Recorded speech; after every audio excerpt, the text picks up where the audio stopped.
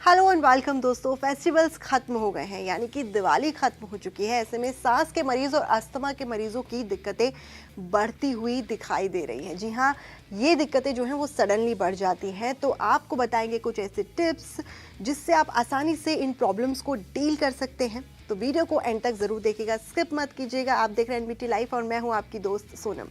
तो दोस्तों, गला अगर आपका बेहद ही सेंसिटिव है या फिर अस्थमा की प्रॉब्लम आपको है तो कुछ खास बातों का ध्यान आपको रखना चाहिए ताकि आपकी सांस लेने में आपको दिक्कत ना हो। कई बार बार खांसी आने से भी आप परेशान हो सकते हैं। मौसम बदलने की शुरुआत में ये सब चीज़ें होती हैं, सांस से जुड़ी हुई प्रॉब्लम्स होने लगती हैं, जल्दी जल्दी कोल्ड होने लगता है। ये सब होता है पोल्यूशन के अचानक से बढ़ जाने की वजह से, और उसका मेन कारण होता है दिवाली के बाद। जब अचानक से पोल्यूशन बढ़ जाता है तो आपको क्या करना है। तो अस्थमा के पेशेंट्स या फिर जिनके गले जो सेंसिटिव होते हैं उन लोगों को तो बहुत ज़रूरी ध्यान रखना होता है। वो घर से बाहर कम ही निकले, सुबह शाम के वक्त बिल्कुल ना निकले, क्योंकि इन दोनों समय पर ही पोल्यूशन अपने चरम पर होता है। इसमें धुआं, धुंध, धूल आपको बहुत ज़्यादा हवा में मिलती है। आप घर की हवा को आप कैसे क्लीन रख सकते हैं ये जानना भी ज़रूरी है। इसके लिए मैं आपको कुछ टिप्स देती हूँ। तो घर में अगर आप पूजा कर रहे हैं तो उस समय पर आप धूपबत्ती, मोमबत्ती, अगरबत्ती ये सब ना जलाएं, सिर्फ दिया जलाएं, या फिर लेवेंडर ऑयल या फिर लेमन ग्रास ऑयल आप डिफ्यूज़र पे डालकर रख सकते हैं। इससे जो है आपके घर का वातावरण भी अच्छा रहेगा, और ये दोनों ही ऑयल जो है वो घर की हवा को साफ़ करने में काफ़ी इम्पॉर्टेंट होते हैं। साथ ही ये आपकी सांस को भी क्लीन करते हैं, आपके जो फेफड़े हैं उसको भी क्लीन करने में मदद करते हैं। ये ऑक्सीजन के फ्लो को भी बनाए रखते हैं। तो ये काफ़ी इफ़ेक्टिव तरीका है आप अगर इस दौरान ये अपनाते हैं तो।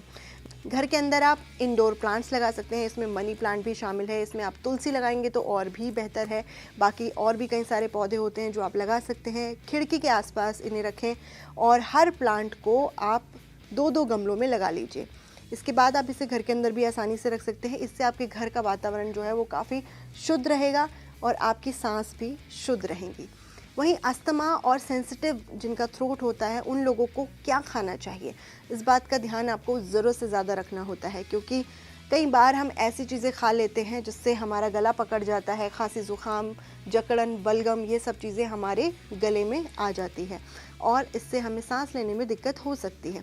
अगर ये प्रॉब्लम अस्थमा के पेशेंट्स को होती है तो उनके लिए तो ये बहुत ज़्यादा प्रॉब्लमेटिक होता है। तो आपको खाने पीने पे बहुत ज़्यादा ध्यान रखना होता है। तो आपको क्या करना है, दाल सब्ज़ी में आप लौंग डालिए, अदरक डालिए, लहसुन डालिए, कड़ी पत्ता डालें, दालचीनी डालें। ये आप ज़रूर अपनी डाइट में शामिल करें। और खाने के बाद आप सौंफ ले सकते हैं, मिश्री ले सकते हैं, ये ज़रूर आपको ध्यान रखना है। वहीं दिन में 2 बार आप अदरक की चाय भी पीजिए, इससे आपको काफ़ी आराम मिलेगा। बिना दूध की चाय पीते हैं तो आप ब्लैक टी बना सकते हैं जो आपके लिए काफ़ी फ़ायदेमंद होती है। तो दोस्तों, दिवाली जैसे ख़त्म हुई है, ऐसे ऐसे वातावरण में जो है वो पोल्यूशन आ गया है। अब आपको अपनी ज़्यादा ध्यान रखने की ज़रूरत है। अपने घर में मौजूद बुज़ुर्गों को भी आपको ध्यान रखना है। तो ये टिप्स आप ज़रूर अपनाएंगे और इससे आपको काफ़ी फ़ायदा पहुंचेगा। अगर पसंद आई हो वीडियो तो हमें कमेंट सेक्शन में ज़रूर लिखिएगा। एनबीटी लाइफ को सब्सक्राइब कर दीजिएगा and do not forget to hit the bell icon.